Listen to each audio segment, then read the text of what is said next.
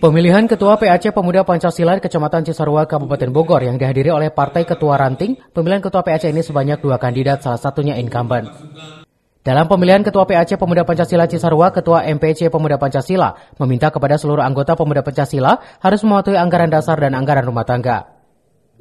Kenapa saya tentukan? Karena mereka tidak mengikuti anggaran dasar, anggaran rumah tangga. Kan gitu. Itu makanya kami kasih sanksi tegas, ya kan? Karena Pemuda Pancasila ini mempunyai kiblat, yaitu anggaran dasar, anggaran rumah tangga, dan aturan organisasi. Ke-9 ya, rapat pemilihan pengurus pimpinan anak cabang.